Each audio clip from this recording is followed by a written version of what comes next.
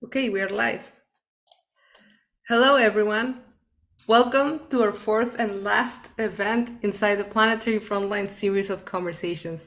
Welcome, Antonia, Zenobio, Igor, Cesar, and Rene. And hello to everyone here on Zoom and watching us on live YouTube. My name is Denise Luna Acevedo. I'm the founder of Pragma, and I'm honored to be here. I want to introduce our leaders at Pragma: Alex Santander in Vision and Strategy, Alejandro Ruiz in Management and Operation, who will join us later today, and Catalina Silva in Visual Communication. I also want to introduce Leon Cid, who is our talented resident, and he will be supporting us today with any technical issues that we may have.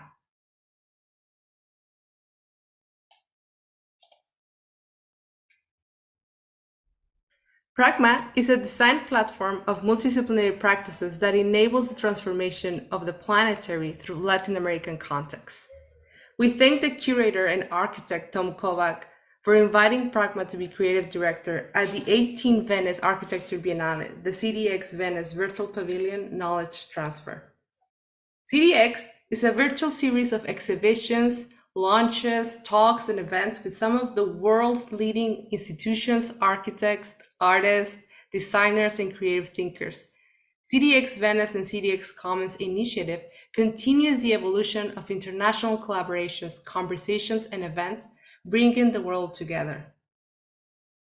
Latin America is ground zero for planetary emergencies. The urgency to confront, design, and intervene in a world of asymmetrical crisis has exalted existing practices to engage in the front lines of change. To design for better worlds and a healed planet begins and ends in Latin America. Planetary Frontlines aims to showcase 15 multidisciplinary projects from diverse backgrounds, capabilities, and disciplines. Today, we will hear more about 4 of the projects and converse with our exhibitors.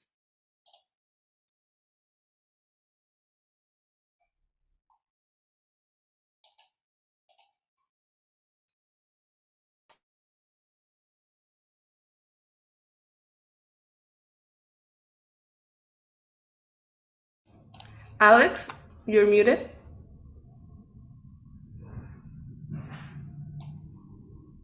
Can you keep going, Denise? I have a small problem here. I'll take over when the video. We're going to show the video. Okay, well, before we start the conversation, we will share Pragma's video piece in collaboration with Mario Alvarado and Ian Glauco.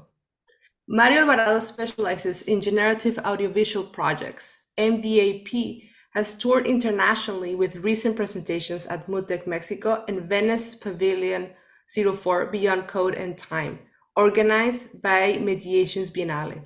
His work combines experimental practices with biofeedback sensors, exploring the fusion of art and technology.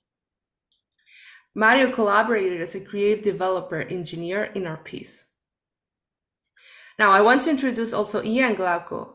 He's a sleeping artist trying to wake up. He has a bachelor's degree in arts.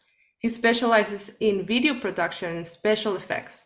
He has participated in the 2015 21st edition of La Biennale de La Habana in Cuba and the 2018 First Biennale de Cerámica Artística Contemporánea en Tijuana. His work is driven by the ongoing research and exploration of fear and discovering its materialization, especially in visual art. He has also collaborated with us. Thank you, Denise. May we see the video, please? We're going to show you a small piece we worked on. Loop. And this video's Pragma is a system of practices that are susceptible to content. Practices that we as humans design, and they design us as humans. The notion of precisely the definition of human is a question at issue. Practices is a good place to approach this. Under pressing planetary emergencies, we can no longer design under the conditions of a problematic conception of human, under the proliferation of logics responsible for these very catastrophes. These logics include, as an extension in technologies such as AI being the model, form, and content of its logics. We can have no resolution to planetary emergencies, nor to technological emergencies at any level, if we do not design the notion of the human in each deployment. This is why practices are crucial. It is what will determine what will be, what the planet will be. Stanley comments on the gravity of philosophy. Our ideas cannot be elevated simply because we do not have sufficient methodologies to elevate these ideas. In this way, we argue that our designs cannot be elevated simply because we do not have sufficient methodologies. He goes on to say that we must look at our practices vertically, horizontally, and transversely. That is, from top to bottom, from bottom to top, and from one side to the other side. Aside from the existing practices in Latin America, we devise some practices, yet many are to be discovered, designed, and implemented. These practices include tactical learning, constructive placement, planetary architecture, and asymmetry. The crisis of asymmetry and asymmetrical crisis, asymmetries are not inherently negative. On the contrary, they can also create opportunities and possibilities for new modes of agency through design. The traditional understanding of asymmetries between Latin America and the global north needs to be revised. The notions that Latin America is simply a passive recipient of global forces is inaccurate. The region has a long history of agency and has shaped these asymmetries into novel designs. Today, most pressing challenges are climate change and the normalization of hegemonic technologies and their homogenizing logic, such as the market-driven AI that perpetuates and expands a same world logic. These technologies are not monolithic. When implemented in Latin America, they undergo process of tropicalization. However, these processes are usually cosmetic, enabling the operations of same world logics in a specific context to perform the familiar form while maintaining the West's content. There are gaps in the new opportunities for designing technologies more responsive to local needs and priorities. We call this the crisis of asymmetry because it is not a single monolithic condition of negativity. The concept of asymmetry is revised and utilized. Instead, it is a complex and dynamic process unfolding across Latin America in different ways, times, and scales. It makes of asymmetry a practice. This crisis is also an opportunity for new designs. By navigating within an asymmetrical crisis and remaining in it, in the wound, as Parisi would put it, we can forage for cosmotechnics, new ways of thinking about and using technology, not only for constructing an unimaginable Latin America, also for sharing our techniques for planetary wellness. This piece is not a representation of something. It is a system and a model, a process of adhesion, and a symmetrical practice in the crisis of asymmetry between distinct entities to enable collaboration in a preset same world while permitting each to flourish on its own. Thank you, Denise.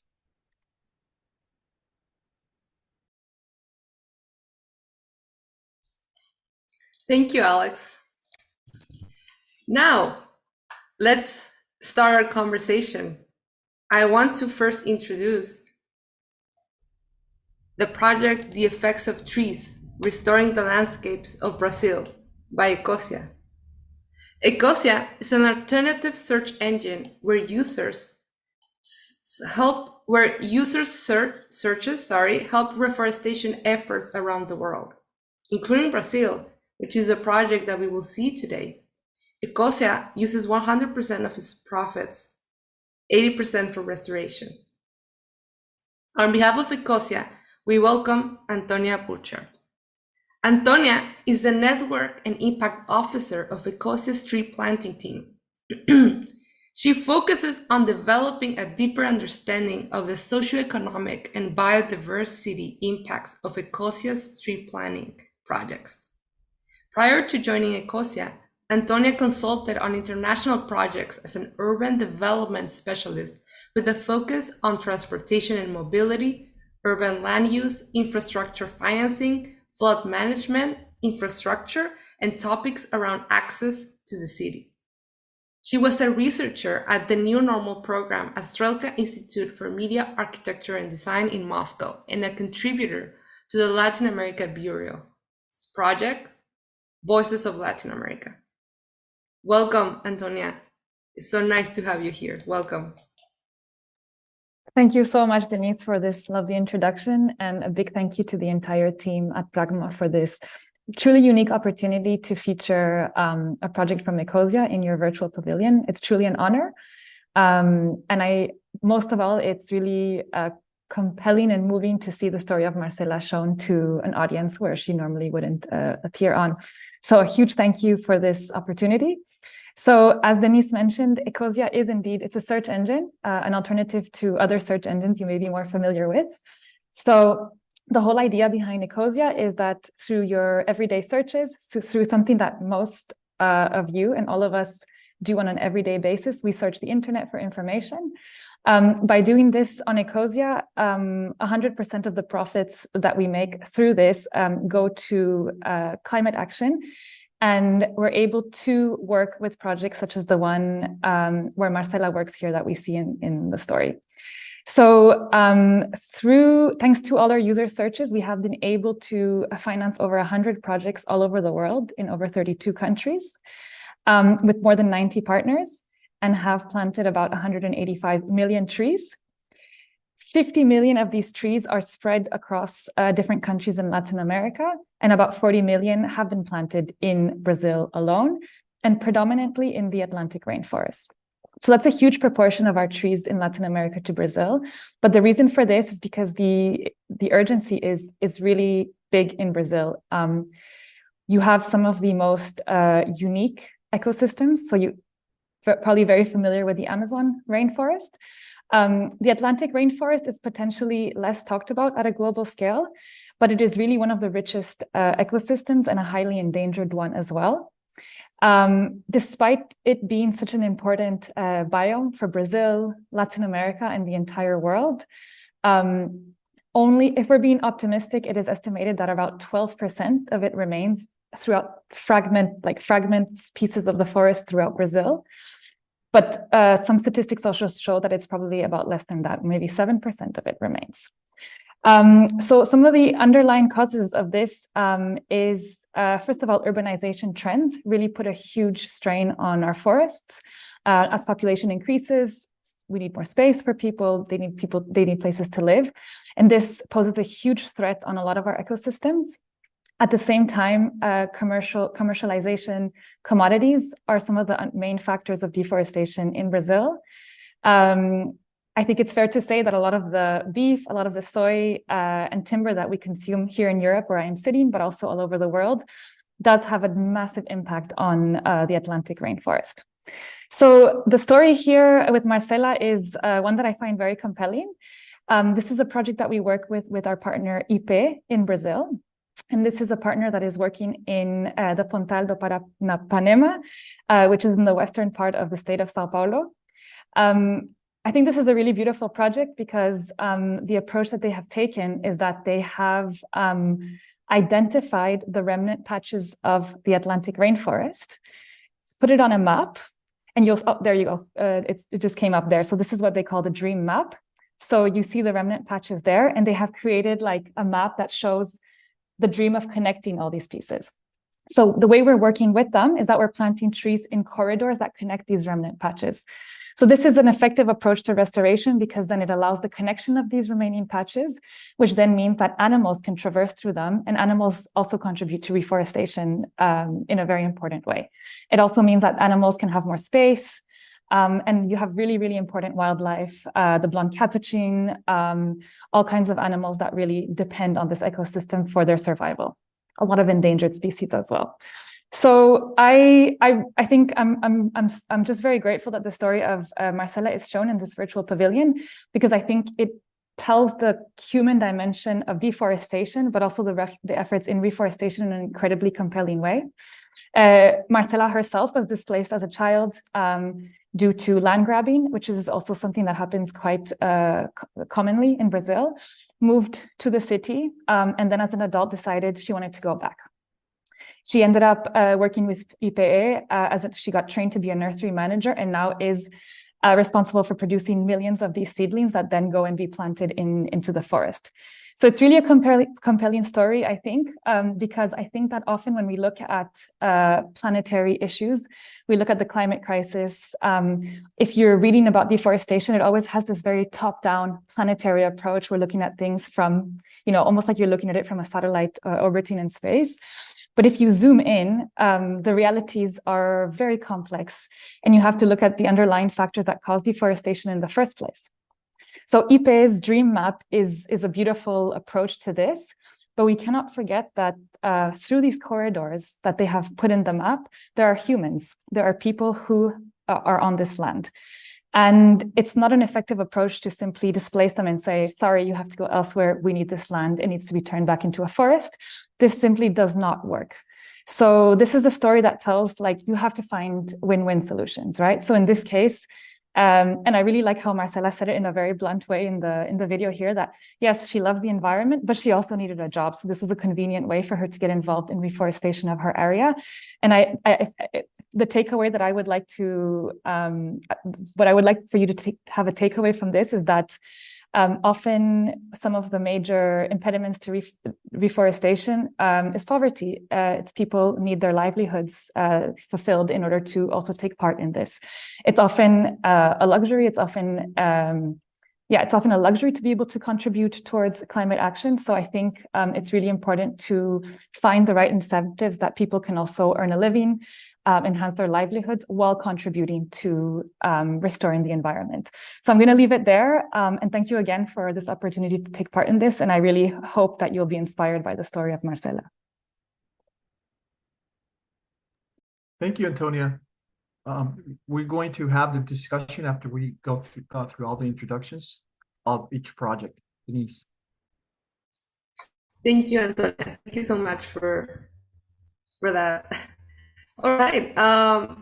The next project I want to introduce is Materialismo Transmoderno by Placet Experiri, a multidisciplinary research-based design studio from Brazil, currently based in Bremen, Germany, founded by Ygor Anario and Zenobio de Almeda.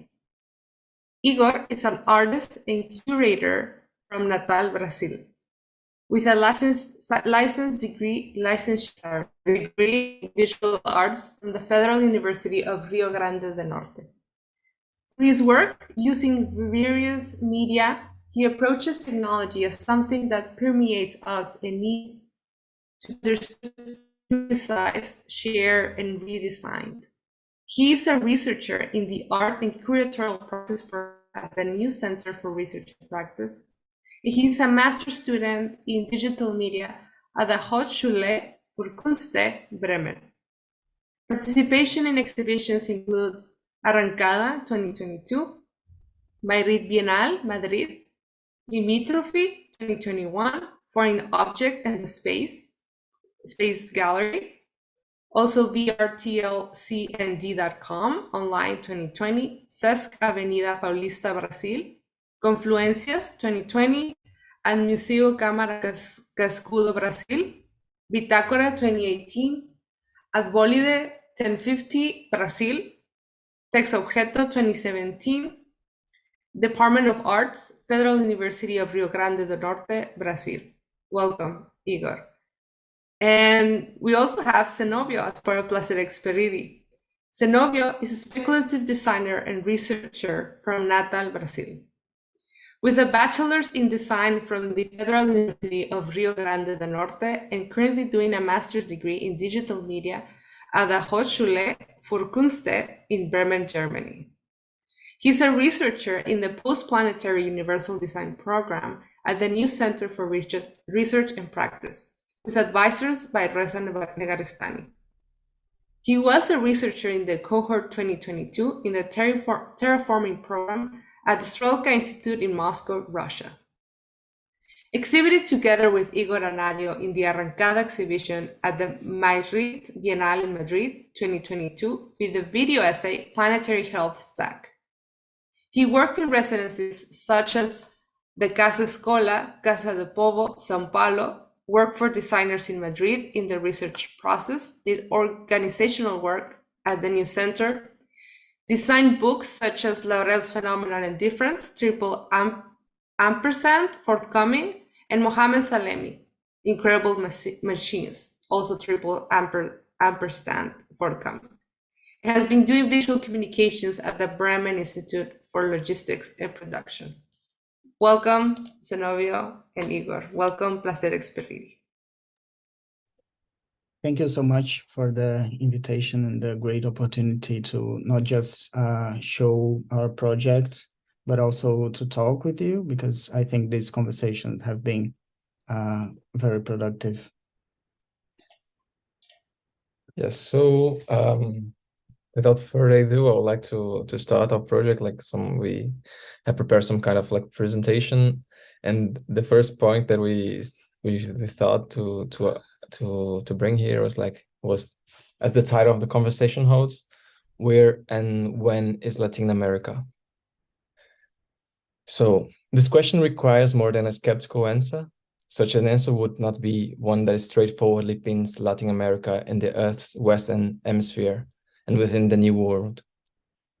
However, this question would be one that is eclectic, going beyond Latin America itself, calling for distinct and concurrent temporalities and epistemologies, considering its contemporary geopolitical, economic, and social dynamics, but also its pre-mundus novus shapes.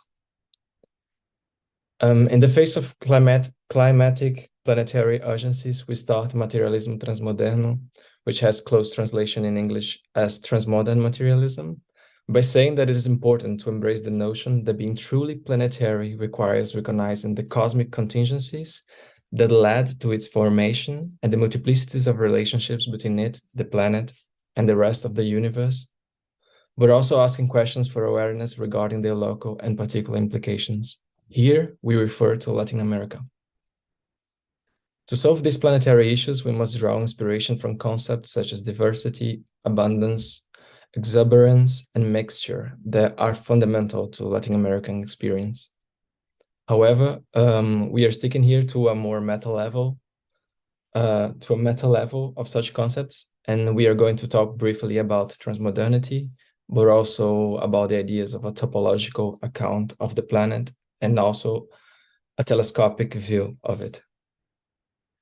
Transmodernity is a concept coined by Rosa Maria Rodriguez Magda in 1989. It was first mentioned by her in a conversation with Baudrillard in Paris. However, it was first published in her book La Sonrisa de Saturno, una teoría transmoderna. And here I quote her in the first appearance of the concept. Transmodernity is the persistence of the lines of the modern project in postmodern society. Its lower transit and reiteration, its distance, fragmented, hyperreal copy, the necessary synthesis so that, accepting a relative paradigm shift, we do not draw in banality the entire effort towards progressive emancipation. It is about using the characteristics of postmodern society and knowledge to continue modernity through other means, because modernity is also penetrates and reverberates our present. Modernity is the project, postmodernity, its fragmentation, transmodernity, its simulated return in the plural. Transmodernity disbelieves in abrupt ruptures and hieratic classifications, which it is why it assumes eclecticism, understands with irony the ultimate vanity of all denominations, and only applies to them with the humility and skepticism of someone who knows he has an ephemeral presence in the time, cyclical profusion, of whom has contemplated the terrible smile of Saturn, who has been devouring his children for centuries, devouring us, recognizing the similar taste in which the ages are swallowed, a bitter and impotent dust in his insatiable mouth. In a Hegelian approach, it is a synthesis of the modernity as a hypothesis and of the postmodernity as an antithesis. It has the force and the dynamism of the first together with the critique and negation of the second, coming to a speculative closure. And the philosopher and mathematician Fernando Zalamea uses this concept in his approach to contemporary mathematics and see how the transmodernity is a better concept to deal with Latin America's plural richness. Then postmodernity is uniformity into difference. For Zalamea, it is an approach that connects reason with imagination in ways not possible before. It is especially in the works of Alexander Grothendieck in algebraic geometry and topology that neither modernism nor postmodernism will apply, requiring the use of transmodernism. Which leads us to our second concept, a topological account of the planet, or the topological turn. Although topology has been available in the toolbox of mathematics since the 19th century, it was only in 2017 that geophysicists used topological insights to work on atmosphere and oceanic models. They have never thought on this because of the fragmentation of disciplines in the scientific field. If in humanities in general, it has been applied a little before, and in the latest years, topology has been used in social sciences, cultural studies, and even computation, because it has a special feature in dealing with the continuum, not anymore in geometric spatial terms, but more abstract and axiomatically macroscopic, therefore also useful to model, describe, and give insights to complex and wicked problems. Two important concepts are then the open set and the neighborhood. The open set is intuitively grasped when we imagine the limits of the planet Earth, for example. If the atmosphere is also part of the planet and it is continuously ratified vertically, then where is the border? While the neighborhood are near points around the open set that can be or not considered part of the open set, it is a dynamic, able to transformation property of a mathematical object. The space, instead of being viewed as a geometricized structure made by distance between points, giving us the illusion of proximity by this distance, is viewed then as a topological space articulated with the concepts of open sets, neighborhoods. In this mode of thought, the concepts of local and global as universal are scattered, and the frontiers of parochial territorialities are dismantled. The tool to handle this topological turn in the age of transmodernity would be our third concept, the telescopic view. The telescopic view forms the dynamic movements of broadening and deepening that sees the planet neither as concrete individuations of atoms, nor as flows of a bundled stuff, but as a web of connected and integrated intelligible objects, be it material or informational. So using this view, it is possible to sense and model the global effects in the different localities, as well as sense and model the local effects in the global scale. Quoting Reza Negarestani, simultaneously bringing the microscopic and the local to a universal elevation and bringing into focus the universal into its local exigencies, priorities, and problems. We can see the relationality between transmodernity and the telescopic view in Reza's words in his essay, The Vertiginous Enlightenment.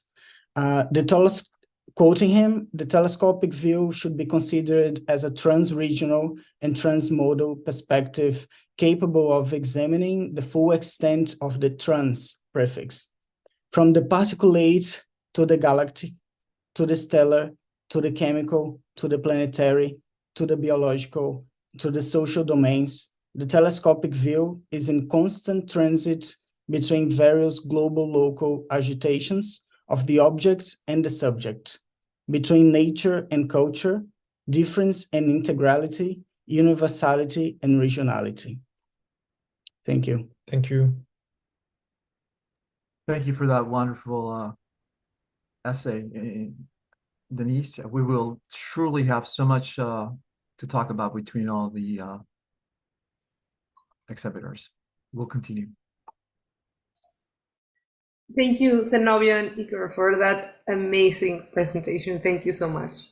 All right, our third project that we will see today is from Cesar Adrian Lopez with his project Mexico-United States Border, Subjects and Typologies.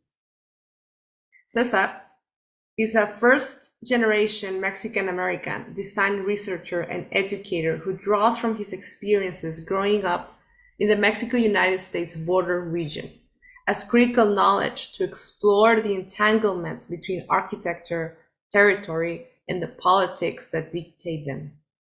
He's an assistant professor at the University of New Mexico, School of Architecture and Planning. His work has been exhibited on international platforms and published in consequential journals.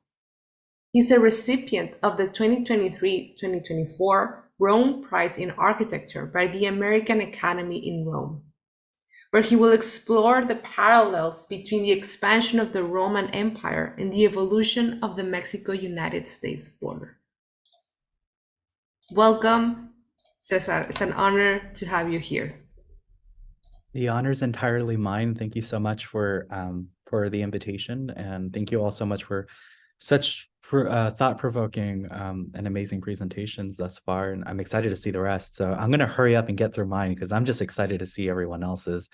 So I'm going to share my screen here, and I hope you all will be honest with me and tell me if you're seeing the presentation or are you seeing my notes. We see the presentation. Okay, good. Yeah, we see the presentation. Exactly. Good, because I've taught lectures on Zoom where students don't tell me the entire time that they're reading my notes, and there's a lot of expletives in my notes. So thank you all so much again for having me here. I want to first start out with, a little experiment I usually do when I talk about this, but I know this is a very well-informed crowd. But to start with how we've been collectively viewing the region that I'm going to discuss. If you all were to take your phones out right now and Google the Mexico-United States border, the results typically reduce an entire region, overlapping with cultures, traditions, and histories to a single image of the border wall or barrier. No matter the media source, no matter what side it comes from, there's over the last several decades, art, film, fiction, as well as media have predominantly reduced the region, to the border region, to violence, separation, exploitation. And yet the Mexico-United States border has been and continues to be, for sure, one of the most politically contested regions in the Americas, yet not because it's a static barrier, but frankly, because it's not. Through economic, security, and immigration policies, the border is codified into a filtering system that attracts capital, material, and labor flows, which constructs a constant state of political alterity. For the architectural discipline in particular, these infrastructural tracings of the borders should reveal distributed sites where the border forms human subjects through inclusion and exclusion dynamics. And yet, in recent years, the architectural discipline has continued its sort of keen obsession, I would say, with the border wall. Or not beyond that, an obsession with migrant centers, ports of entries, checkpoints, as part of sort of the security apparatus of the United States. So by allowing these sites to consume our discussions, whether in practice or academia, and our focus, we're foregoing the other spaces that continue to enforce the racial and subjective experience well beyond the border wall. If architectural imagination needs a new subject, this presentation suggests shifting our disciplinary focus towards subjects formed by the border and the spaces where it occurs. In what follows, I'm going to identify 3 ways the border forms subjects through filtering, shaping, and leveraging. So filtering is perhaps the most commonly recognized in the Mexico-United States border. Indeed, it's possibly the most politicized by national news media. These groups are filtered by the border and are typically pulled into the United States through economic stability acts brought on by the United States, like the Braceros program. But yet economists like Standing talks about the political and social precarity of immigrants in his book, The Precariat, A Dangerous New Class, where he describes them as sort of a faction of a larger unconscious class who are just frankly reluctant to participate in public space and are more interested in keeping their heads down and focusing on survival. They're essentially denied rights anywhere, and yet time is such a nuance of this group. National news media in the United States regularly profiles them as seasonal and always on the move. The reality is that many of them who've migrated to the United States or other places around the world have been there nearly their entire lives, rendering any sort of deportation as a form of cultural and social displacement. The border forms subjects also through shaping, where groups feel the impacts of border policies, such as those who have lost their jobs due to transformations in the labor markets due to US-driven border policies of globalization and manufacturing industries. What separates the idea of shaping subjects versus filtering subjects is that one doesn't necessarily need to cross the Mexico-United States border in order to be shaped by it. The group is likely mostly unaware that they are a subject of the border, and if they do, they've projected their resentment towards the filter groups as opposed to the policy. This is a super clear example of how the politics of the border are well divorced from the fortification of the border. And yet the last group leveraged the border as an opportunity. These groups stitch a binational existence, working, living, and consuming on whatever side of the border benefits them. For instance, in Ciudad Juarez, El Paso borderland, where I'm from, where the proximity of the two cities sort of consumes a way of life. In this sort of borderplex, it's the largest bilingual workforce in the Western Hemisphere, mainly because the border has presented a disparity in wages and cost of living, which enables the local communities to leverage. Mexican residents work in El Paso, so where even the lowest wages still fetch more in Juarez due to the changing currency. A part of this third group can also be seen as anywhere in the United States as consumers of markets that activate exploitative labor markets across the border, but only made possible by changes in currency and workers' rights. While this group might subscribe to anti-border ideals, which many of them do actually, they rely on economic and local disparities that the border marks. These three border subjects are just the beginning. There are more variations of them, as the border can be proven to touch all of our lives in some way or form. And yet, border subjects outlined in this presentation are marginalized because they are seen as transparent and transient. And this form of social exclusion means that these groups are unaware that the other one exists, leading to neglect and conflict from within, which limits their ability to find solidarity in others.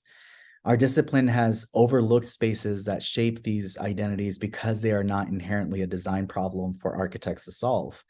As the architectural discipline sort of has seeded these spaces that these groups frequent to commercial developers, which have little concern for social wellness and inclusion.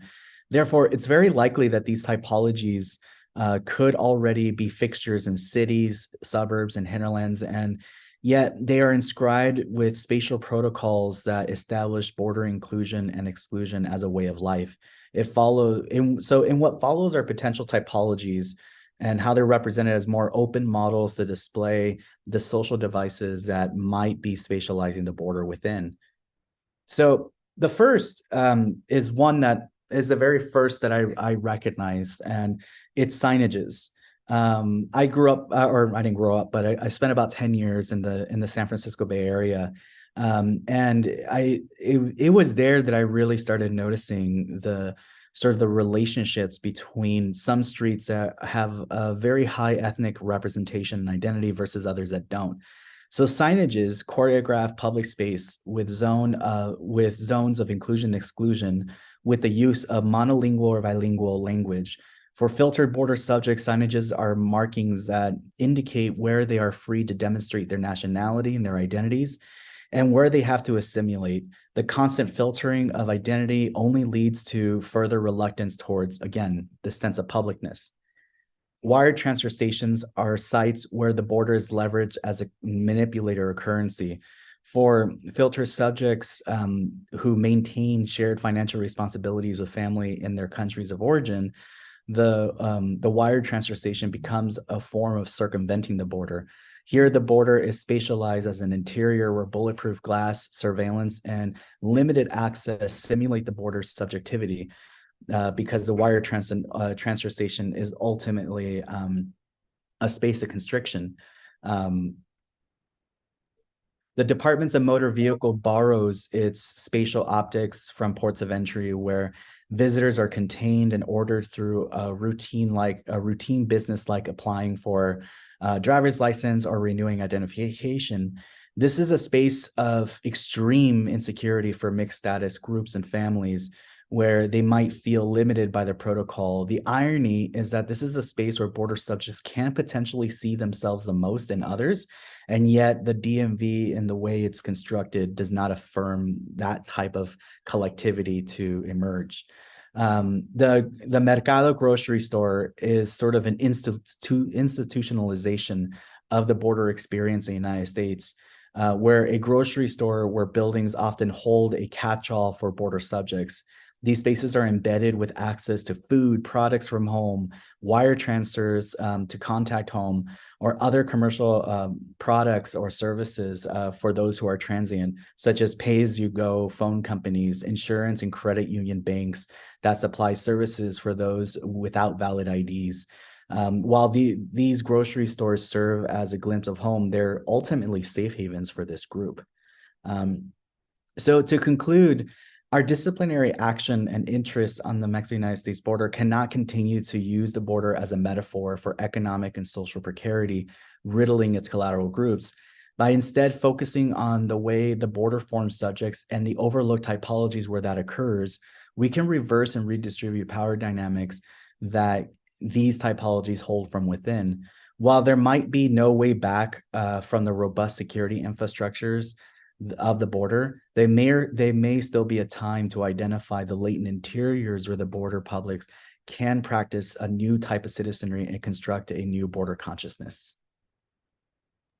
Cesar, thank you for your amazing presentation and demystifying some of the fetishes in academia and outside academia about border.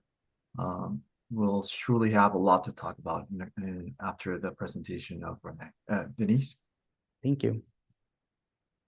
Thank you, Cesar, for your amazing presentation as well. All three of them, big stars. And now our fourth star here, Rene Peralta, with his project Novela Especulativa, Borders and the Blurring of Reality. Welcome, Rene. Rene is part of the Christopher C. Gibbs College of Architecture faculty at the University of Oklahoma. He's the author of the soon-to-be-published short story Border Astronaut, which utilizes AI as a method and medium to explore the future US-Mexico border region through a surreal and dreamlike lens. Peralta is a co-author with Fiamma Montesemolo and Heriberto Yerpes of the book Here's Tijuana. Black Dog Publishing, London, 2006. He co-edited, along with Tito Alegría and Roger Lewis, the commemorative edition of the book A Temporary Paradise, a look at the San Diego region's special landscape, published by Colef in 2018, and initially prepared by Kevin Lynch and Donald Appleyard in 1974. His work has been exhibited at the Museum of Contemporary Art in San Diego, Santa Monica Art Museum, Mexico House at the Embassy of Mexico in Washington, D.C., Jensen Architecture and Urbanism Biennale 2007, and the Central Society of Architects in Buenos Aires, Argentina. In 2015, his research on the experimental housing project in Lima, Peru, was part of the exhibition Latin American Construction Architecture 1955-1980 at the Museum of Modern Art in New York. In 2017, Rene curated the Tijuana San Diego exhibit space at the 2017 Architecture and Urbanism Biennale in Seoul, Korea. Welcome, Rene. It's an honor to have you here. Thank you. Can you guys hear me okay? Yes. All right, excellent. Well, yeah, first I want to start with, well, kind of saying good afternoon, good evening, good morning, wherever you are. And also begin by congratulating and giving thanks to, for this invitation to the creative directors of Planetary Frontlines, Denise, Alex Santander, Alex Ruiz, Mario Alvarado, and all their team. And as some of you might know, this group of people are dear friends from my hometown in Tijuana. So just a little disclaimer here, I'll be reading a prepared document, but I'll be adding ideas as they come to my mind. So, and then as I move forward, so I hope I don't, whatever, comes in, I will try to explain. I'm going to give you first a synopsis of this novella called Border Astronaut. I'll tell you a little bit of the plot so that as I speak about it, you can relate to it. Border Astronaut unfolds across the physical and political landscape of the US-Mexico border, where two narratives intertwine to explore the boundaries of reality. There's an astronaut stranded and disorientated that confronts a towering fence that slices through a deserted coastline, a monolithic division, and the daunting gateway to his salvation. His singular quest is to breach this barrier and reach a spaceship that becomes a metaphor for the universal search for belonging and escape. Now, parallel to this story or this line, there's a subplot of Marcos, a police officer, navigating the gritty underbelly of border life. And so the astronaut dilemma is his recurring dream, blurring the lines between his waking world and the subconscious. So those are the two, you might say the two protagonists of this story. So Border Astronaut is a speculative work that weaves together the threads of design, narrative, and the profound complexities of the US-Mexico border. In 2022, Border Astronaut began as a playful experiment, if you may, via LLMs or large language models and a text-to-image application. These platforms were a tool or a medium through which to engage with AI as a collaborator in order to craft and recount the multi-layered experiences of the borderland. So the short story and its introductory narrative consider how the border's chronopolitical landscape shapes the lives of those who navigate it, suggesting that the border is not just a physical divide, but a spatial temporal one, where past, present, and speculative futures collide and coexist, something that I sort of resonate with Cesar's presentation. When I say chronopolitics, I refer to the power dynamics and implications of time in political and social context. Also, this leads me to agree in what the Italian political scientist Sandro Mesadra proposes. What he proposes is border as method, the border beyond an object, but also an epistemic angle that gives insight into the spatial temporal narratives taking place.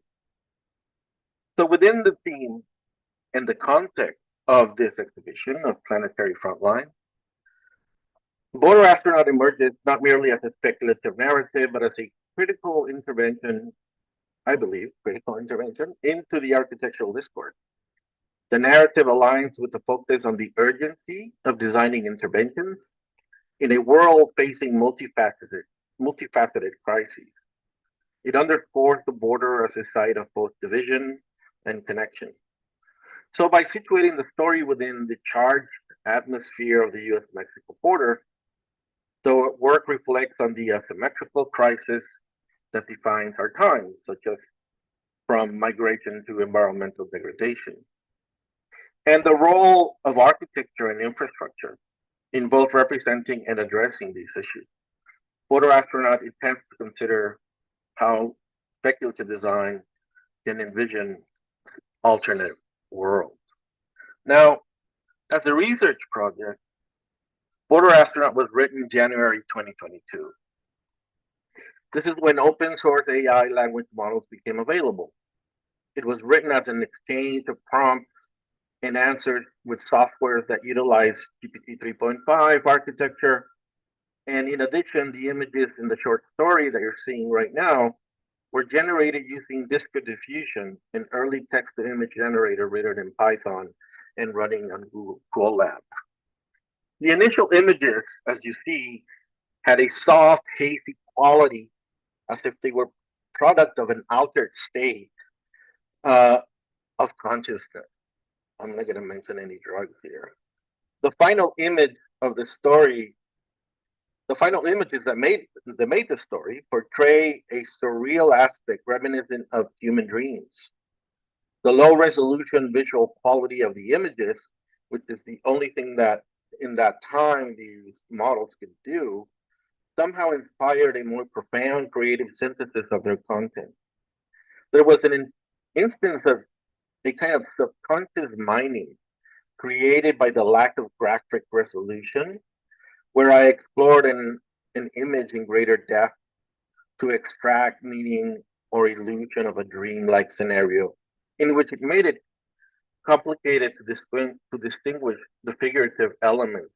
But it wasn't abstract either. It was a kind of a AI data paradox, if you may. So that's how it began. And then the narrative was developed as a dual narrative structure. On one side, we have the astronaut's surreal journey of a kind of metaphorical Homeric novella that transcends the bounds of time and space. And on the other side, there is a personal experience, the protagonist, firmly rooted in the gritty reality of the border between Tijuana and San Diego. So the border itself emerges as a central character in this narrative, a complex entity that is at once a concrete structure, like a wall or a fence, dividing lands and contested space of possibility. So therefore, in the story, the border or the astronaut is an obstacle in a dreamlike escape, a hurdle in a quest for freedom. But for our other protagonist, which we would call Marco, our human protagonist, it is a reality, a line that he navigates as part of his routine. Yet it looms as a symbol of deeper personal and social divide. So in the story, there's a motif of this recurring dream that serves as a narrative bridge, connecting the surreal to the real, the individual to the collective. Dreams are often seen as the language of the subconscious. Here they articulate the deepest yearnings and fears of characters, reflecting the universal pursuit to find one's place in the world that is constantly shifting under the presence of modernity and conflict. However, these themes are not just abstract concepts, but reflect the real contemporary issues that affect the borderlands. They offer a view of the complexities of migration and identity crises that exhiberated in the borderlands where cultural, social, and political landscapes are continuously being reshaped by the forces of technology and globalization. So in Border Astronaut, the border is a place of convergence and divergence, of dreams dreamt and dreams deferred, of barriers erected and horizons sought. Also, there's something interesting as part of some research that I've been doing for a couple of years, and that is the theme of science fiction, and particularly border science fiction, as it regards to worldview. So, in this video, I began the informative part of the video at the beginning. I began with a quote from Guillermo Trujillo, who's a writer that has almost single-handedly brought Mexican sci-fi out of the shadows of magical realism. Border science fiction is a subgenre that melds the speculative element of science fiction with the unique socio-political and cultural dynamics of border regions. Science fiction as a metaphor for exploring otherness and the alienation and dislocation felt by those who inhabit these in-between spaces, including myself and some of my colleagues. Consequently, the borderlands can still be interpreted as a post-apocalyptic landscape, fertile ground for the emergence of innovative and unexplored narratives. So as a conclusion, I can say that this work does not claim to redefine boundaries or offer a grand solution. Rather, it presents a thoughtful meditation on the spaces between places and the lives that animate them. It is a continuation of our work, Living Border, from the Seoul Biennale of 2017, that considered the border as a living, breathing entity that is continuously shaped by the ebb and flow of human experience. In the realm of architecture, the narrative subtly nudges the profession to ponder the intangible aspects of the structures we create. It suggests that our built environment are more than physical spaces. They are vessels for the myriad narratives of those who pass through them. Border Astronaut proposes then that architecture might embrace a quiet humility, recognizing the profound impact of place on the human psyche. And finally, I want to thank Ernesto Aello for the great video editing and maintaining these images intact, and as well as Pepe Mog for allowing us to use his experimental hybrid sound for our ambient mood. Both collaborators and are members of the famous Nortec Collective. And lastly, I can't forget, because I'll get in trouble, my daughter Angela, who was the storyboard artist. Thank you.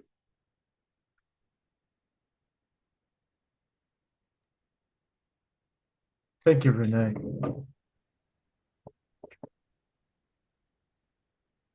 Okay, so with that, we're going to start our conversation.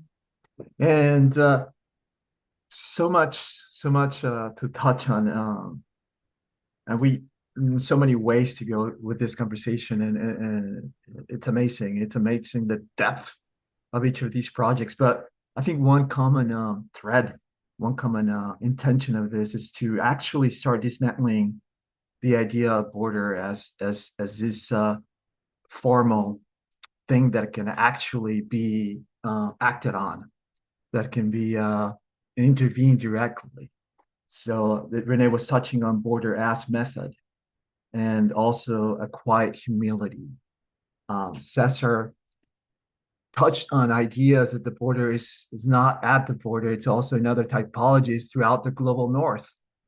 And then transmodernity started theorizing and also telling us how this idea of Latin America itself needs to be dismembered. And then Antonia finishes up telling us that it is, and a common thread to all the projects, it's not only, and this is amazing about Ecosia, it is not only a very abstract theoretical problem, but actually in Latin America, the abstract is the physical, is the action. So the theory in Latin America is actually what we do. It's not in an ivory castle. It is the action. The thinking is the action, and the action is the thinking. So with that, I would like to please open it up to the incredible, talented panel we have, and please take it any way you want it to go, because I'm just here to learn from you guys.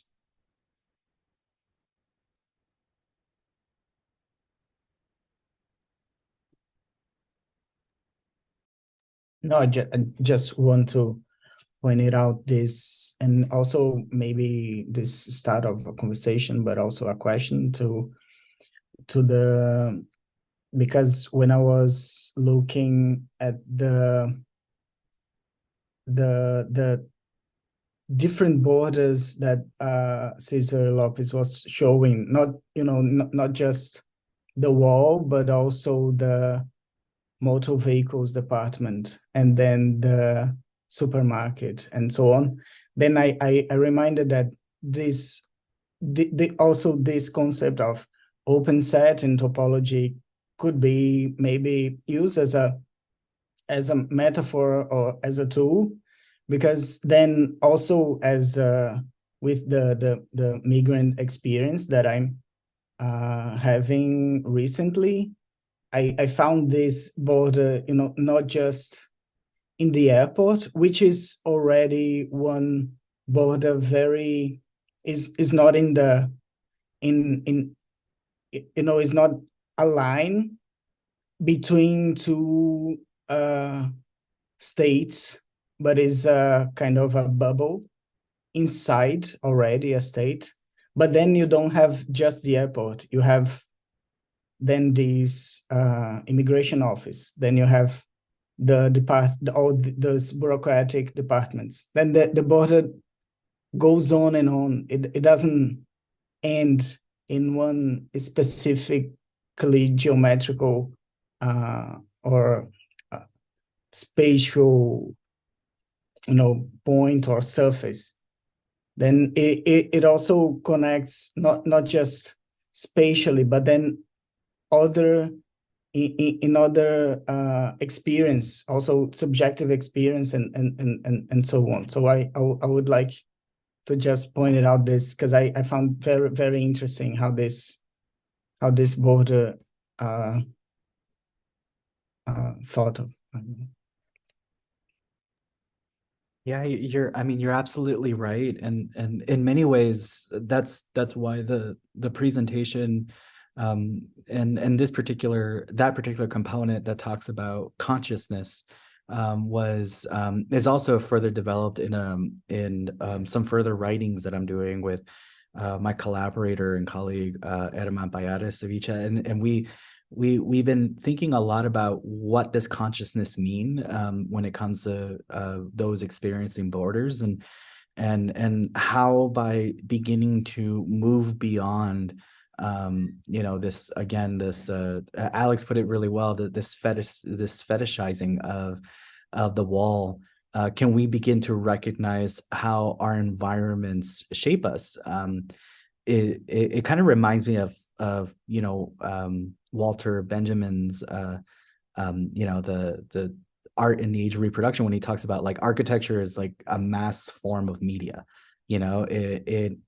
because, and it's potent and it's powerful because we occupy it in such a passive and unconscious way. We don't recognize often the way that it's shaping us and the way it's shaping our behavior and the way that we learn, live, work, worship, heal in very particular ways, because the space influences us to do so. And so the consciousness really happens when we awaken to these things, and we recognize how these spatial, tangible, non-tangible borders are continuing to I don't know, in many ways shape our identities and our behavior. So this is to say that the idea behind a consciousness isn't necessarily to say let's awake to it, but it's also to maybe say, well, if the border isn't at the line, if the border exists, in 100 different other spaces in our daily lives, then the border starts losing its significance. The border starts losing its real political prowess in a way. It starts.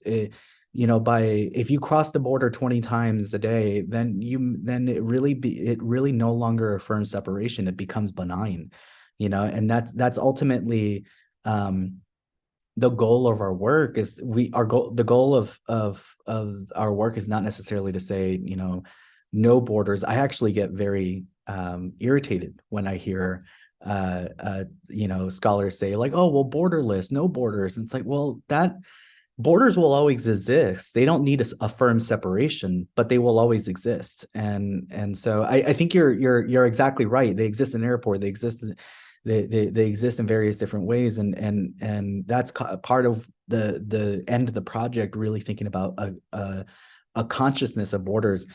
to not just link those shaped by the Mexico-United States border to each other, but to link those shaped by borders globally to each other, to recognize that we're a much larger dominant force than we think we are. And all it requires is for a shared consciousness in order to find that.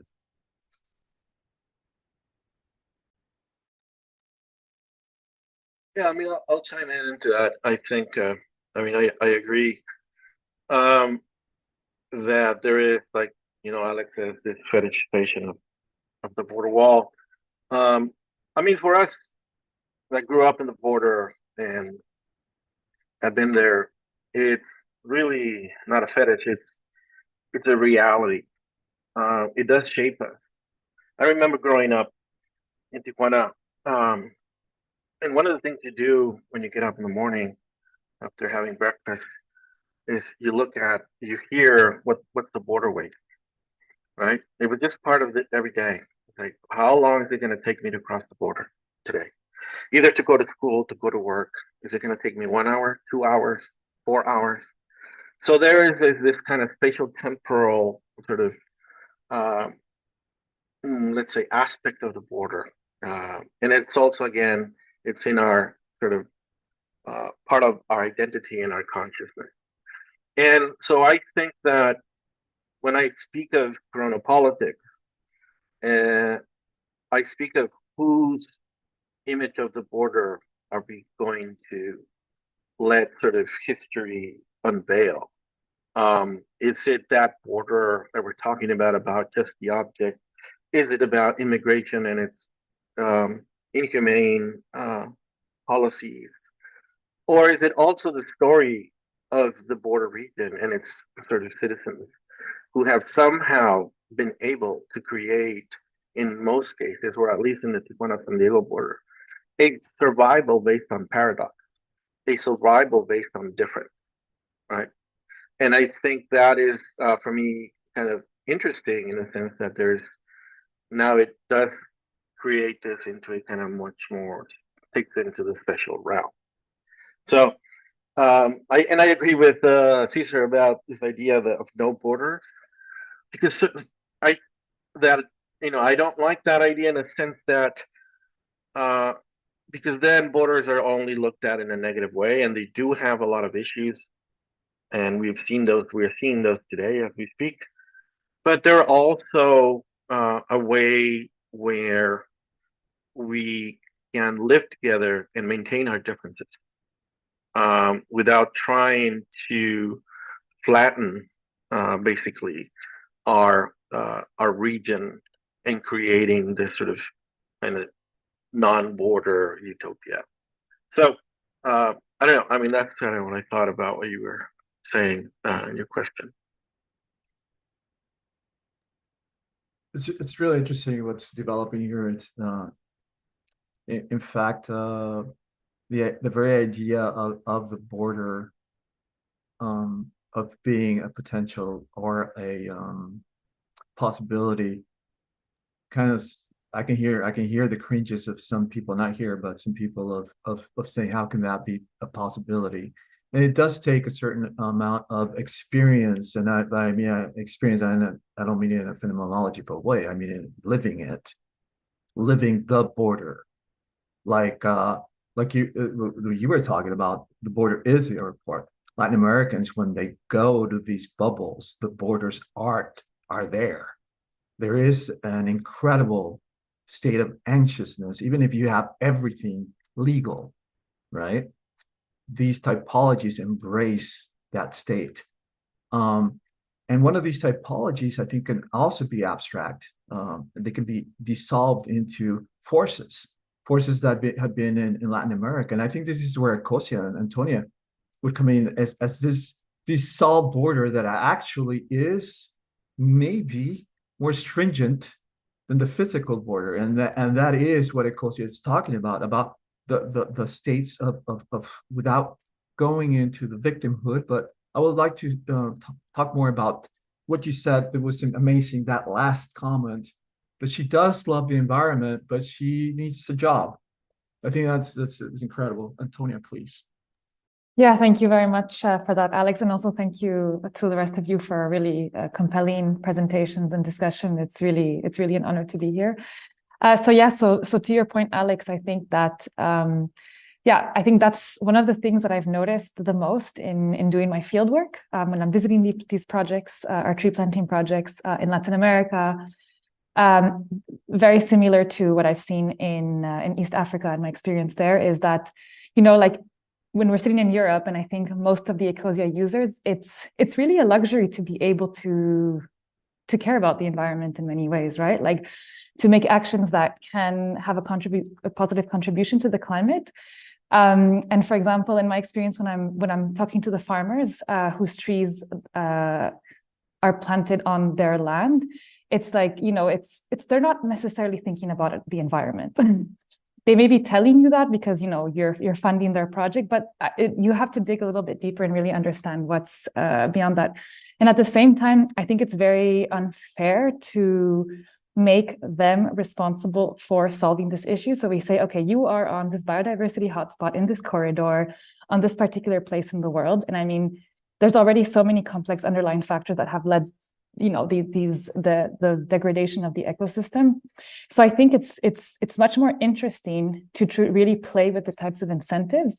So I think when I'm looking at these projects, I think, okay, what is the main cause of deforestation here? Like, why is the landscape being degraded, and work with that? I don't find it very realistic to say, well, you know what, we have a climate crisis, please get out, go somewhere else. We need to make this into a forest. There's animals who need it, there's ecosystems who need it. So I think it's a bit of you have to find the win-win situation, you have to find the middle ground. I think that's a more realistic place, right? To think about, like, okay, you're there, this is your land. We would like to put some trees on it because it corresponds to our dream map or to an important corridor where maybe an endangered species needs to traverse. So it's about finding, like, what is the motivation for that person? Is it a job? Is it livelihood? Is it a tree that will then produce something from which they can make an income? In other cases, for a lot of the farmers that I talk to when I'm doing my field work, maybe it's the hope of restoring the land for their children or their grandchildren. That is also a huge source of motivation if they have the luxury to even think in that temporal scale. So I think these are a lot of the things that are important to consider here, like these different incentives. I think it's easy to have a romantic view when we're sitting, at least in my case, when I'm sitting in Europe, and you say, yes, we need to reforest, we need to plant trees everywhere. But I think it's also a reality check when you're on the ground and you see what the reality is. I think another thing that I was thinking about with this conversation about borders is with Cesar's presentation, it's like you have very much this physical border, but I think, and like I mentioned in my introduction, is also like, if you look at the causes of landscape degradation, a lot of it has to do with consumption patterns and flows and trade. And I think that this isn't necessarily like a border that stops you from doing something, but it's very much a reality that has an impact on the ground. So, I can say that if you eat your beef, or you consume beef or soya, or you have this beautiful table made of timber species that comes from Latin America, that has an impact on the ground. So I think these are a lot of the things that also need to be put into perspective. Antonio, yes, I totally agree. There's this book called Tijuana Dreaming, and this artist, I apologize, I forget her name. I don't have a very good memory, but she says there's three types of people in at the border. The ones that can cross, that's a definition of the one that can cross. The ones that can aspire to crossing, and the ones that cannot cross. That's a definition for the citizenship at the border. So I totally agree with you, who have access. And in that regard, you're talking about the dream map, and then we see this talk about Rene about the possibility of speculative imagination. And then we see transmodernity talking about also the reason of imagination that's never been seen before. I do see an amazing, very grounded, and sober optimism in these new generations. It's not the generations of criticism and defeat, of almost a Marxist enslavement, but more of of a possibility of a project, of a possibility of even dismantling Latin America. So into a planetary whole, if you want. Could you please expand on this idea of transmodernity, Ygor and Zenobio? Yes, although it was coined in 1989, so right on the climax of postmodernism, but I think it was captured kind of from by Latin American theorists as a way to, okay, we have this, and by the time, but not just the time, but I feel like, and then like I personally feel this optimism coming from not exactly optimism, but a impulse to change more strongly from Latin America in general, and especially from my experience in Brazil, then in arts and in the also design, etc., then in the global north, right? Like in the global north, I only hear about collapse and crisis and etc., and it's usually this melancholic reaction. And I think it has been driven by this energy, but also this whole lack of infrastructure and etc., and this continuous resistance.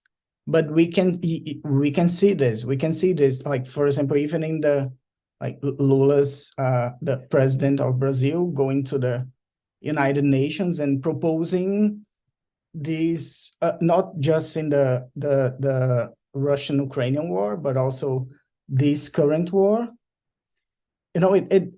And if you see it locally, it has almost no impact in Brazil. Of course, globally, you have all these fluxes and etc., but there's no direct effect on Brazil. But even so, it has this dynamic impulse coming from, I don't know where, but I feel that, and I feel that also in the transmodernity. Okay, it failed, the modernity failed, the Enlightenment failed, but there are things that we should keep from that to make it non-colonialist Enlightenment from using some concepts or ideas as tools, and some of them are very useful, especially for countries that have not been able, and then like that there's also this also relating to Antonia's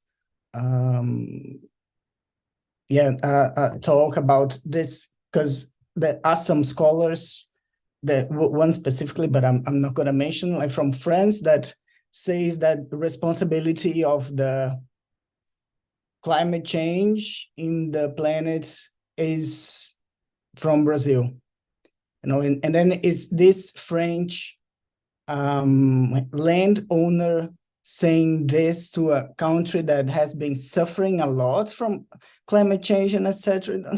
I was completely indignated when I saw this, because, and then you see in the streets, in the countryside, people suffering, having almost no water, no food, and then you say to these people that they are responsible for the climate change. No, that's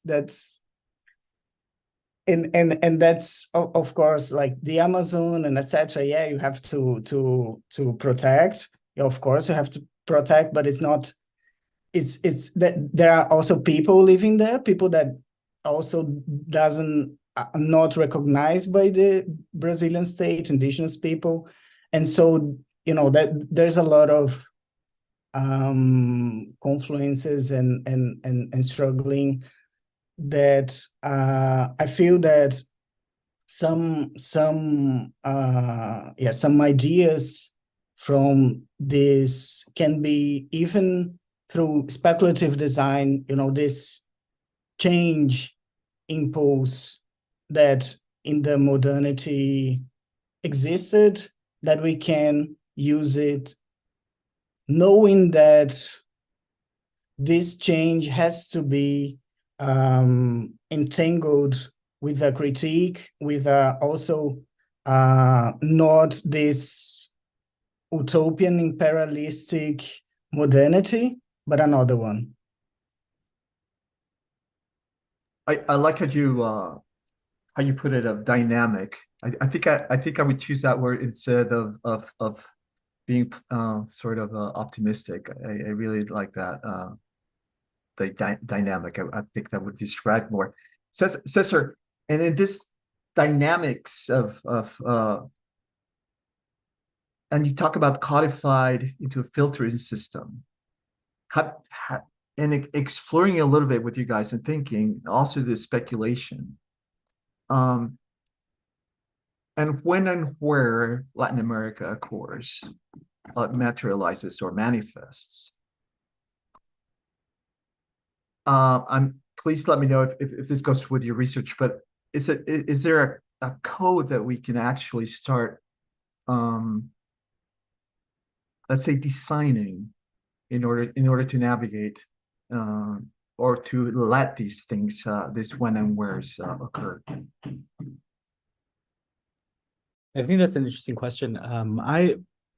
It's funny when it comes, at the moment, the research is really identifying these spaces, and I really think in terms of designing, and I'm not really specifying in terms of form. I actually think as a designer, frankly, form is one of the least interesting projects for me as a designer.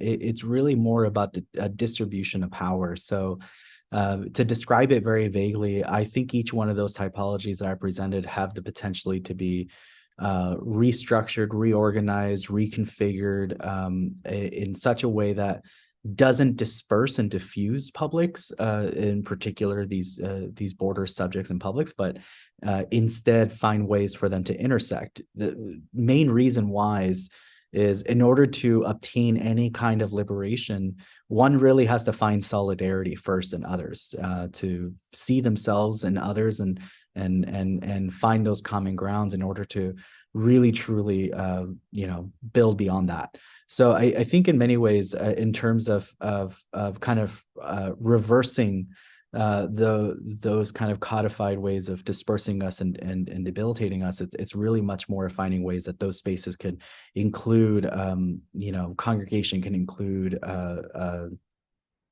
I guess in another way of putting it, a collective. Rene, and I on the subject of this speculative novella, and I'm taking from what Cesar is expanding on. Is there a possibility of the speculation to go into codified? I don't want to say formalisms, because I think Cesar is incredibly on the spot there. Architecture does need to be disassembled and blurred into more than form, because form has been subsumed by capital, by the financialization, by objectification of it as a financial means. Rene? Yeah, I mean, good question. It's interesting because if you look at the city of Tijuana, which is a Mexican city, usually Mexican cities are pretty old. They're 400, 500, 700 years old. But Tijuana is only like 140 years old. It was basically a product of the U.S.-Mexico, the Mexican-American War after the line. And it did not really become a city or a town until the 20th century. And by at the beginning as an entertainment city, a leisure city for the United States, for San Diego, and then eventually becomes shaped by global capitalism. It becomes shaped by industries and so border trade, and therefore companies come into Tijuana, settle in, and then neighborhoods start to basically spring up around these manufacturing areas. So the city of Tijuana is a product of the global economy. It was actually urbanized not by somebody who learned urbanism or somebody who was an urban planner, but it was basically urbanized by the economy, and the only thing the city could do was actually try to make the city work with the limited infrastructure that it had. There's an interesting question about form and where it comes from, right? And how, if form is also, like you said, Alex, form is also a method of power and control, specifically of capital. So we must also think of new forms.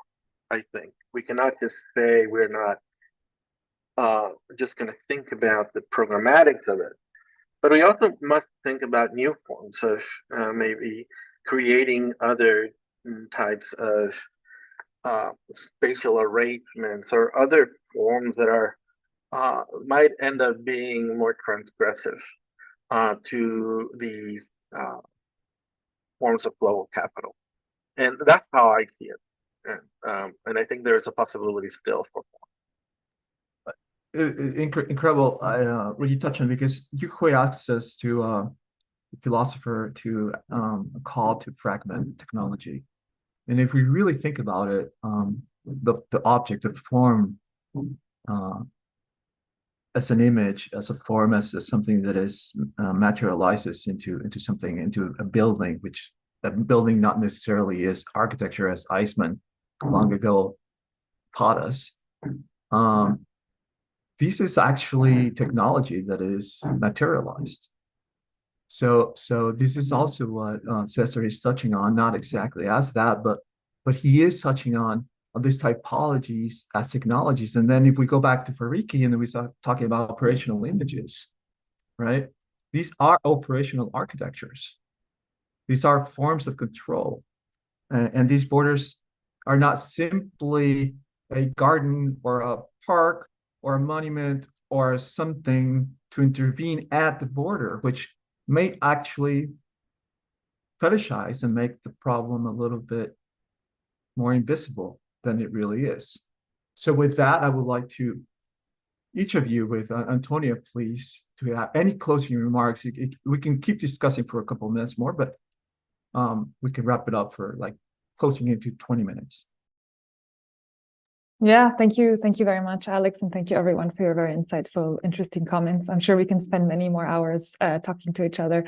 I think the commonality that I'm getting from a lot of this conversation is like the complexity that underlines a lot of the processes that we're talking about, whether it's how borders come into being, or what Rene was saying, which I really appreciated about like urbanization as an economic process. So not necessarily like an intentionally built process, but something that just kind of emerges. And I think that this is the commonality that I'm seeing in a lot of the conversation that we're seeing. So I think like for me, the closing remark that it's always, and I think that in this group, it's well understood, but I think what I would urge like to make evident in external work, and when we talk to a lot of people, particularly in the global stage, is like it's just to understand the complexity that underlines, whether it's the social processes, whether it's people's livelihoods, the spatial, the form part of it, like what are the different spatial elements that intersect with people's lives and all kinds of different interests, whether those are localized or global forces. So I think that's kind of something that I'm particularly interested in, that I see that was emerging in this conversation. Thank you very much. Thank you, Antonia. And yeah, that agility is amazing in Latin America. We are, within all our problematics, we're learned to be incredibly agile. So this is what makes us incredibly relevant at this moment. Rene, Cesar, or Ygor and Zenobio.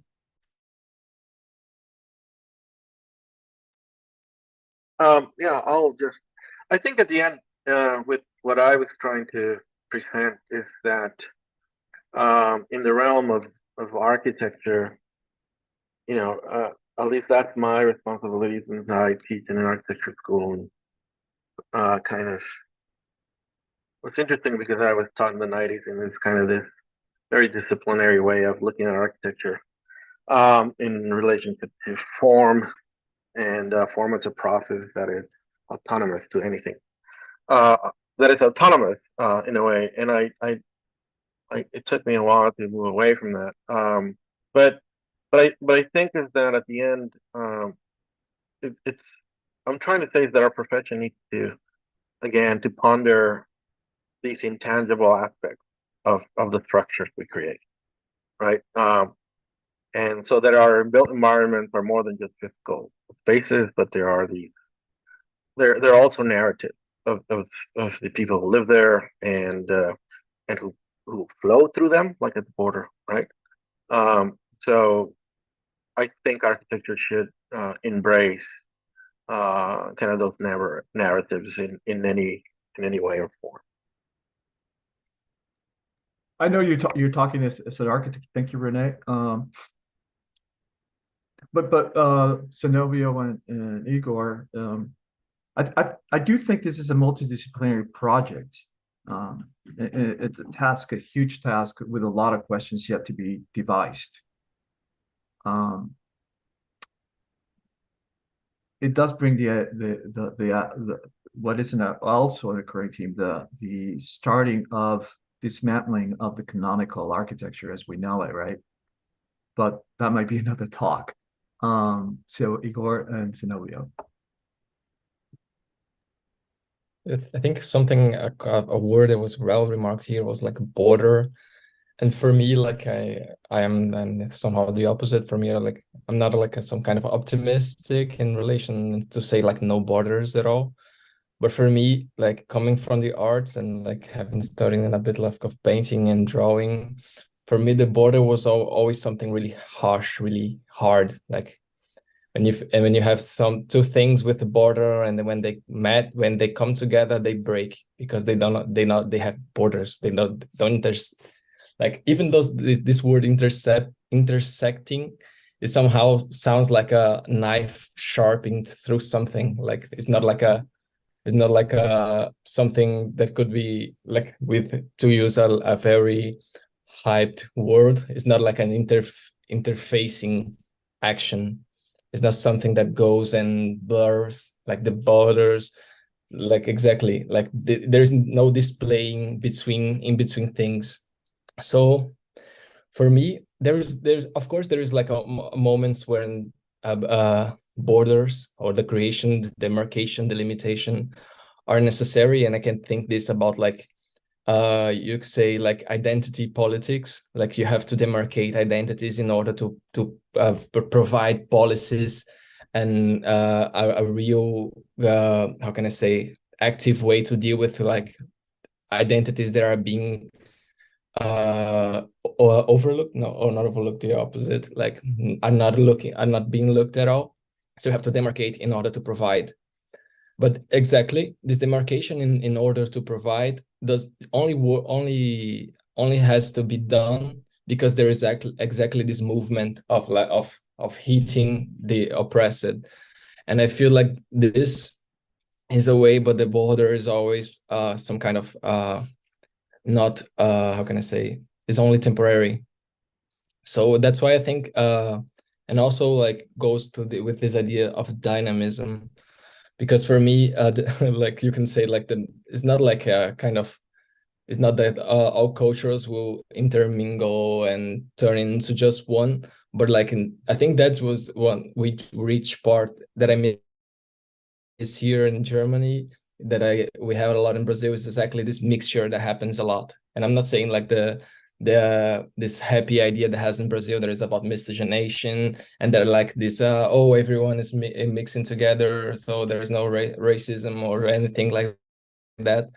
But like when people like of different backgrounds, they start to fight to something together, like, and we do that by like for example, in arts, like we have to demarcate, we have to name it, we have to create an association of artists to deal with the problem that they're not culture or politics, and that's also setting a border, but just setting a border in order to give voice to something. But yeah, but for me, and also like is something that it would be nice to think, and it's kind of difficult. That is like not to think the Latin America more as a border. Like there was this concept that like after that it was that we referred out earlier, that like a no new world, like novus mundus, and but setting like something that like interface different temporalities, like how is to look from the like the creation of Latin America, how is to intermingle these concepts of post-colonialist but also pre-colonialist and put all together without creating borders and making them collapse, like how to bring this all together without like break and destroy, but mostly both thinking that this could add and create something new. That's something that we need. That question is, I think, incredibly relevant for all the disciplines that are invested in Latin America, what we call now Latin America, maybe later dissolve into something else. And also this idea of dynamism or dynamic instead of optimist, because you're incredibly correct. Optimism is taken by the global north to suppress the idea or the struggles of Latin America, and we go back to the interventions that are parochial and naive. And with that, would you like to expand on that, Ygor? Zenobio, sorry. I'm sorry. Expand on what exactly, like how the. If you have any further thought and any further comments, Okay. it could be about the or questions. We have a little bit more time. If you have any provocation or question to any other panelists. Okay. Yeah, I think this. I don't know. This dynamism is something that the global north could also learn from us, you know, and then we hear a lot that not just we hear, but usually like the technology spreading comes from the global north to the global south, but then we have what you could say is cosmotechnics, but in also different technologies and ways of dealing with things that could be learned. And we have something very, very beautiful in Brazil. It's called gambiarra, which is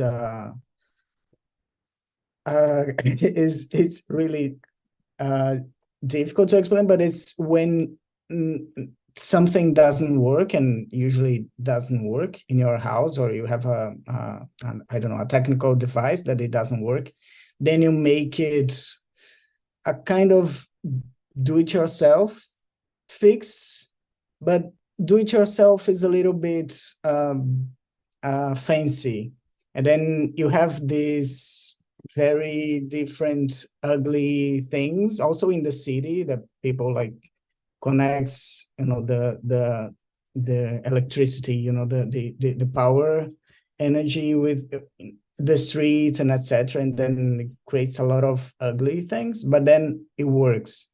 Then also this collective, because usually it's with families and that do that together, and then it is this kind of dynamism and impulse that could be learned from, and not just waiting for a company or you know, from top bottom, not, you know, this movement, you know, this, okay, I do something, I learned something, then I don't have to wait some divine intervention or something like that. I I love the how you put the makes a lot of ugly things that work. And that is amazing. I know Rene talks about the ugly, and he's actually given some conferences on the ugly. Um, Rene, before we go to Cesar, would you like to touch on that? Because I think that's crucial for Latin America. Yeah, I mean, I talk about the ugly based on this kind of definition by Mark Cresson, where basically the definition is that the ugly is. So the ugly is not necessarily the opposite of beauty, but the ugly, it is this response that we have to excesses, or things that are not there. And so the ugly, for me, Tijuana is on that side of the border. It is a city of excesses, where you have these conditions like you were talking about, in relationship to how the city is built, through accumulation of materials across the border, through other types of DIY, as you said, but they're like in survival mode. Um, and these are excesses that go beyond a kind of, let's say, normalization, right? That you would find in other cities like San Diego, um, where these things do not happen. So I find a lot of interesting ideas within the ugly that not necessarily have to do just being the opposite of kind of this idea of plastic beauty or of all the parts that fit together correctly. But it's kind of our how we feel about, how we experience these uh, yeah, these excesses that the city or that the environment is sort of giving us. So it's not a judgment; it's almost just a reaction. Thank you, Rene. And this idea of the ugly that extends from the very abstract into the very specific and ugly in other ways. Please tell me if I'm totally not getting it, Cesar, when you're talking about your topologies that are spread across the global north. And in that regard, I would like to argue that maybe Tijuana is that bubble that Zenobio was talking about. Tijuana as a city, it's not at the moment, and Rene, this is for another conversation, might become that bubble as an airport city.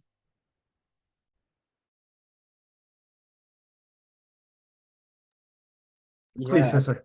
I think that's ultimately for me there's a reluctance for me to accept the idea of these sort of cultural bubbles or spatial bubbles in general. In many ways I feel like there's it sounds very counterintuitive for us to continue to nest and riddle down that a world in which we could all see more of those commonalities. In many ways, like I feel like one of the common threads that I find really interesting between all the works is like that idea of embracing indeterminacy. Like we're talking about dynamicism, which could be quite vague, right? But when it's brought into the design process, it's not about it's not necessarily dynamicism, it's relinquishing control of design to the user and beginning to really establish the idea of how do publics distribute and redistribute power. Ultimately it's architecture is it's never benign, it's never neutral, it's enabled by and responsible for forms of power.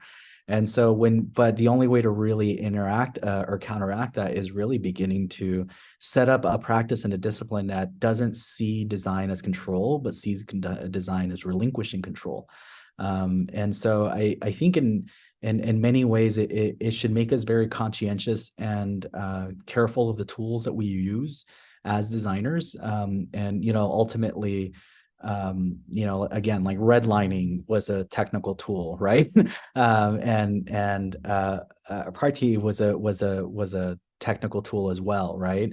And so it's these things do come from our discipline. They're byproducts of our work. but they're being misused continuously today to create exacerbated effects of borders and climate change, et cetera. So I think, to speak more about the fetishizing that I very much double down in my criticism of the field. I would also say the same thing about the fetishizing of those tools that do lead to, again, like this complicity and clinging to control that we have. And yeah, I mean, the idea of boundary, the idea of limits and enclosures, it's very, very fundamental to the architectural discipline. It's the first and it's one of the most initial architectural acts, right, to separate ourselves from environment. But it's something that we might want to it's something that's only really empowered by, again, this denial or this idea that we can't really fully design means control and which easily leads to subjugation. So yeah, I think what you're talking about, relinquish of control, is so relevant, Cesar, and I think we're going to steal that with credits for Pragma for Pragma as a practice. Relinquishing control is super on the spot. And yes, Fernando Luis Lara tells us that these tools are actual drawings too. right. So the idea of floor plan and the idea of the section cut is not to paraphrase him, it's not a coincidence of colonialism. They emerged as a representation in colonialism. So yeah, architecture and design is riddled with all these tools that continue to flatten and continue to promote colonialism. Even though we're not touching per se on colonialism, as we're not touching on this talk per se on borders, we are sketching around these things because we believe there are things that we can go forward. I mean, there's an interesting idea of colonialism that came from Heriberto Yepes, who's the writer in Tijuana, who said, colonialism can also be a boomerang. So it's not something that just happens to us, but it's something we also do to them. And so we use the same techniques, and we use the same, let's say, diagrams, and sort of rebirth them into, and then reconstitute them and reshape them in our classroom, right? With our colleagues on the other side. So it also can be a tool that we might think that is just an oppressing tool for us, but it could also be a way of also kind of create conditions that create conditions on the other side of this discussion.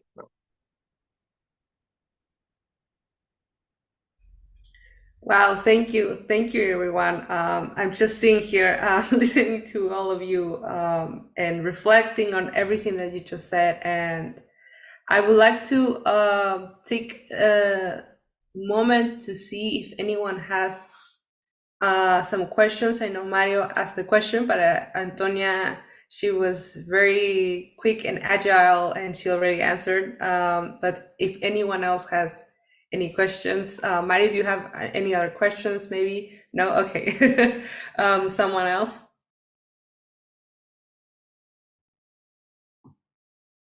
I don't know how to check YouTube, but sorry about that. Yeah, on YouTube is mostly love for Zenobio and Ygor and and everyone. But that's a good thing. A lot of love comments. But all right. Well, personally, because we are right on time, thank you, Alex, for doing an incredible moderation on your end. That was an amazing work. Thank you, Alex. And also thank you, Ygor and Zenobio, for your amazing project and presentation. A lot to reflect on. I didn't get to intervene a lot today, but I take in all of your ideas. Also, Antonia, amazing work that you're doing with Ecosia. You're truly transforming the territories of Brazil and Africa. I know because we talk about it. And also would love to learn more about the methods that you use and how do you do it. And Cesar, you really blew my mind about, like, you made me think. I think we even talked about this yesterday, about the kind of borders and how you are not only providing us a way to not see the border or like weaken this actual wall that we have, but also question us in all of these group, what other boundaries or borders are inside us, like the non-human and the human and the global south, even the global south and the global north, those kind of boundaries that maybe may not serve us anymore. So thank you for your project and your provocation. And Rene, of course, thank you for your imagination and speculation, also a lot of knowledge about Tijuana and San Diego and what the city is and urbanism and how the city is built.